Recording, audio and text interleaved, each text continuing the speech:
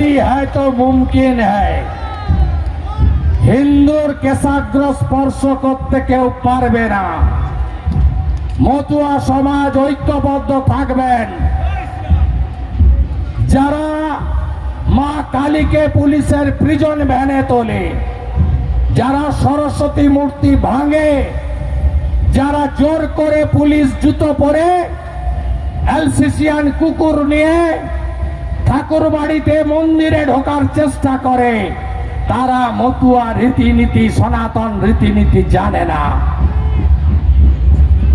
তাই যতই করো হামলা শান্তনু ঠাকুরের বাড়িতে, যতই করো রাজনীতি, মতুয়া সমাজ যদি ঐক্যবদ্ধ থাকে এই ধ্বজ উপরে উড়বে জয় হরি বল মন্ত্রে চারিদিকে।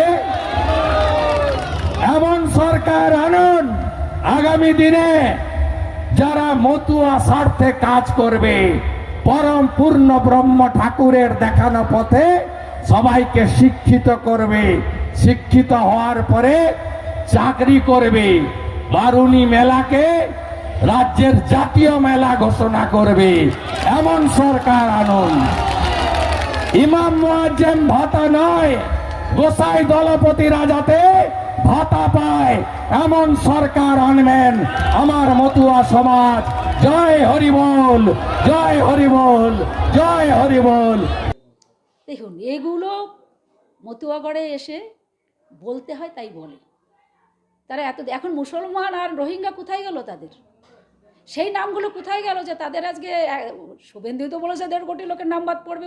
আবার তাদেরই SC ST কয়েকদিন আগে বলল যে যারাই বাংলাদেশ থেকে যে ধর্মেরই হোক সেটা কোনো কিছু হবে না, যারাই বাংলাদেশি বাংলাদেশি তাদের ফেরত দিতে হবে।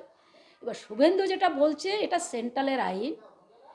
আমরা শুভেন্দুর কাছে প্রশ্ন করতে চাই যে SIR এর মাধ্যম দিয়ে যে বৈধ ভোটার যারা মতুয়ারা ভোট দিত 2002 সাল থেকে 24 পর্যন্ত, তারা কি 26-এ ভোট দিতে পারবে? এইটা আমাদের প্রশ্ন। এইটা শুভেন্দু বলুক যে মতুয়াদের বাদ পড়বে না। আমরা সেটা না, আমরা চাই যে মতুয়ারা বাদ পড়ুক না পড়ুক সেটা। মতুয়ারা 2002 সালে যে মতুয়ারা ভোট দিয়েছিল নির্বাচনে, তাদের ভোটে জিতিয়েছিল, সেই লোকগুলো 26-এ ভোট দিতে পারবে কি পারবে না?